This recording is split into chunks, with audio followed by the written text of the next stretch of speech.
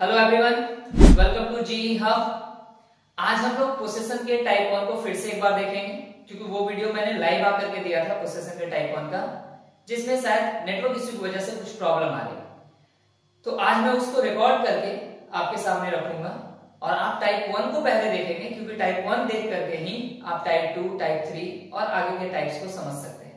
ठीक है, देखिए चैप्टर का नाम मैंने आपको बताया था कि चैप्टर का नाम है पोसेशन। इस पोसेशन का मतलब क्या होता है? अधिकार।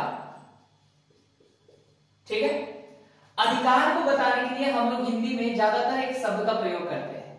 वो शब्द क्या है? पास।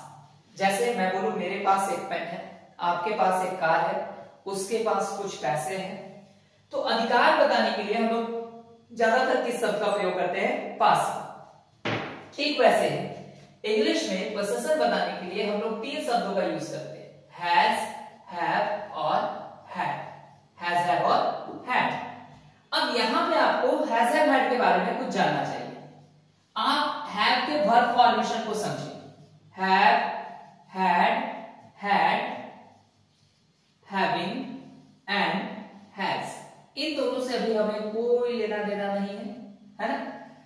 हैव वर्ब 1 है, हैड वर्ब 2 है और हैज वर्ब 5। यानी यहां पे जो हमारे सामने हैज, हैव, हैड है वो V1, V2 या फिर V5। इतना आपको जानना चाहिए। एक और बात आपको जाननी चाहिए, जैसा कि पहले भी बताया गया कि हैज और हैव इन दोनों का यूज हम लोग प्रेजेंट में करते हैं और हैड का यूज हम लोग पास्ट में करते हैं।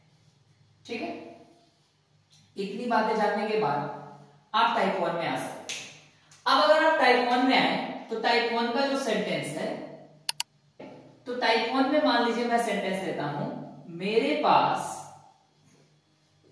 एक कार है। ठीक है, मेरे पास एक कार है। अब आप गौर करके देखिए, मेरे पास एक कार है तो आप उस कार पे मेरे अधिकार की बात कर रहे हैं, यानी हम पोसेशन में ही हैं। और वो अधिकार आप कहां बता रहे हैं? अधिकार तो है ही, लेकिन वो अधिकार कहां है? प्रेजेंट में। यानी यहां हमें 2 बातों का ध्यान रखना है, एक पोसेशन और दूसरा प्रेजेंट। ठीक है, अब रूल्स के बारे में जानिए। तो पहला जो रूल हम लोग बनाएंगे वो होगा एफर्मेटिव रूल, आपको याद होना चाहिए। दूसरा जो रूल होगा वो होगा नेगेटिव रूल, ये 1:6 में मैं आपको पढ़ा चुका हूं पिछले वीडियोस में। तीसरा रूल होगा सिंपल इंटरोगेटिव रूल, है ना? नेक्स्ट होगा सिंपल इंटरोगेटिव और नेगेटिव रूल। ये सिंपल के लिए है, ये इंटरोगेटिव के लिए। ठीक है, फिर conditional interrogative rule and finally conditional interrogative negative rule. देखिए ये 1:6 है, ये मैं आपको ऑलरेडी बता चुका हूं। अब हम लोग इसको शॉर्ट में एफर्मेटिव रूल ऐसे दिखा लेंगे, नेगेटिव रूल को ऐसे दिखा लेंगे, सिंपल इंटरोगेटिव रूल को SI रूल लिख लेंगे, सिंपल इंटरोगेटिव नेगेटिव को SIN कर देंगे, है ना? कंडीशनल इंटरोगेटिव को CI रूल लिखेंगे और कंडीशनल इंटरोगेटिव नेगेटिव को CIN रूल लिखेंगे। ठीक है, अब हम लोग आगे इन नामों को लेकर के चलेंगे, बार बार कंप्लीट नाम लिखने की जरूरत नहीं है। आप सिर्फ इनको ध्यान रखिए कि वो किसको इंडिकेट कर रहे हैं। ठीक है, तो हमें बनाना है एफर्मेटिव रूल। अब एफर्मेटिव रूल बनाने के लिए आपको इस सेंटेंस की क्वालिटी बतानी है। तो क्वालिटी क्या है? ये सेंटेंस पोसेशन में। चलिए पोसेशन में है, इसका मतलब यहाँ पे हैज, हैव और हैड का यूज करना है। लेकिन दूसरी क्वालिटी क्या है? इस सेंटेंस में क्या है? प्रेजेंट है। अब जब प्रेजेंट है तो हम लोग किसका यूज करेंगे? हैज और हैव का, क्योंकि हैज और हैव प्रेजेंट बताता है।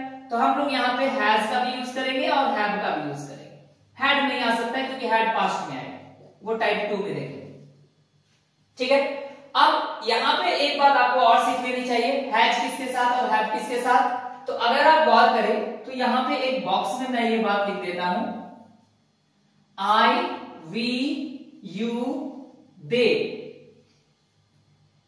या फिर किसी भी प्लूरल नाउन के साथ आप क्या लगाएंगे? हैव।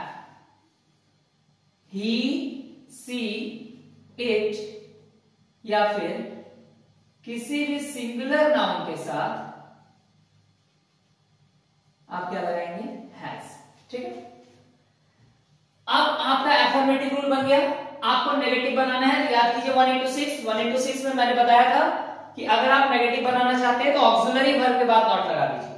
तो ऑक्सिलरी वर्ब के बाद हमें क्या लगाना है, नॉट लगाना है। तो हम लिखेंगे सब्जेक्ट हैज या हैव, साथ में नॉट और ऑब्जेक्ट। ठीक है, अब आपको सिंपल इंटरोगेटिव बनाना है। तो सिंपल इंटरोगेटिव में मैंने आपको बताया कि ऑक्सिलरी वर्ब को शुरू में रखते हैं। तो ऑक्सिलरी वर्ब को शुरू में रखिए, हैज और हैव ये शुरू में आ गया।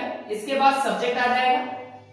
देखिए यहां नॉट है लेकिन यहां नेगेटिव नहीं है। इस रूल में सिंपल इंटरोगेटिव में यहां पे नेगेटिव नहीं है तो नॉट को रोक देंगे, ऑब्जेक्ट प्लस क्वेश्चन मार्क। ठीक है, इस रूल में और इस रूल में एक ही फर्क है, ये सिंपल इंटरोगेटिव है और ये सिंपल इंटरोगेटिव नेगेटिव है। तो हमने जब नॉट को यहां पे रोका था इस रूल में, इस बार हम लोग नॉट को यूज करेंगे। हैज या हैव, सब्जेक्ट नॉट। ठीक है, एक बार फिर से समझिए, एफर्मेटिव से नेगेटिव जाने के दौरान सिर्फ और सिर्फ ऑक्सिलरी वर्ब के बाद क्या ऐड करते हैं, नॉट। सिंपल इंटरोगेटिव बनाने के लिए ऑक्सिलरी वर्ब को बाहर रखते हैं। ऑक्सिलरी वर्ब को बाहर रखते हैं, सब्जेक्ट अंदर चला गया, नॉट नहीं रखते क्योंकि ये सिंपल इंटरोगेटिव। लेकिन उसके बाद वाले स्टेप में नॉट रख लेते हैं क्योंकि ये सिंपल इंटरोगेटिव और नेगेटिव है। ठीक है, अब कंडीशनल इंटरोगेटिव और कंडीशनल इंटरोगेटिव नेगेटिव, इनमें सबसे पहले आपको यूज करना है question word. Question word, question word जैसे what, why, when, where, how, ये सब क्वेश्चन वर्ड आप यूज कर सकते हैं। और गौर कीजिएगा, क्वेश्चन वर्ड के बाद एग्जैक्टली यही दोनों रूल उतरेंगे। बहुत से बच्चे क्वेश्चन वर्ड के बाद यहां सब्जेक्ट लिख देते हैं, ऐसा नहीं। क्वेश्चन वर्ड के बाद एक बार सिंपल इंटरोगेटिव रूल जिसमें हैज और हैव है पहले, फिर सब्जेक्ट है और ऑब्जेक्ट है, और हैज या हैव है, फिर सब्जेक्ट है, नॉट है और ऑब्जेक्ट है। यानी यहां पे हमने सिंपल इंटरोगेटिव नेगेटिव रूल को कॉपी किया और यहां पे कंडीशनल इंटरोगेटिव वाले में सिंपल इंटरोगेटिव रूल को कॉपी किया। बस पहले क्या ऐड कर दिया हमने, क्वेश्चन वर्ड। ठीक है, अब हमारा रूल बन गया। क्योंकि ये एक सेंटेंस, हिंदी का 1 into 6 भी मैंने आपको बताया है, ये एक सेंटेंस अपने 6 रूपों में हमारे सामने आ सकता है। मेरे पास एक कार है, मेरे पास एक कार नहीं है, क्या मेरे पास कार है, क्या मेरे पास कार नहीं है, मेरे पास एक कार क्यों है, मेरे पास एक कार क्यों नहीं। ठीक है, तो आप उसको 6 बना सकते हैं। जैसे अगर आप एफर्मेटिव से बनाएं तो एफर्मेटिव में सबसे पहले सब्जेक्ट है, सब्जेक्ट आई हो गया, आई के साथ हमने हैव लगाना है तो हैव आ गया। अब कार के लिए हम लोग एक कार का यूज करेंगे, आई हैव अ कार। ठीक है, अगर सेंटेंस आए मेरे पास कार नहीं है तो हम बोलेंगे I have not a car. ठीक है, अगर सेंटेंस आए क्या मेरे पास एक कार है तो हम बोलेंगे हैव आई अ कार। फिर क्या मेरे पास एक कार नहीं है, have I not a car. मेरे पास एक कार क्यों है तो क्यों के लिए वाई लगा लीजिए, why have I a car. मेरे पास एक कार क्यों नहीं है, why have I not a car. तो इस तरीके से आप 1 into 6 की प्रैक्टिस के साथ आगे बढ़ सकते हैं। बहुत सारे सेंटेंस आपके दिमाग में आएंगे, है ना। जैसे मैं बोलूं राम के पास कंप्यूटर है, राम हैज, राम के साथ हैज क्योंकि सिंगुलर राम के साथ क्या लगाना है, has. Ram has a computer.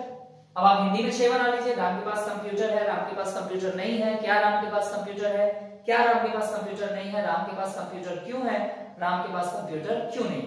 ठीक है, तो आप उसको इंग्लिश में भी 6 बनाइए, Ram has a computer, Ram has not a computer, has Ram a computer, has Ram not a computer, why has Ram a computer, why has Ram not a computer.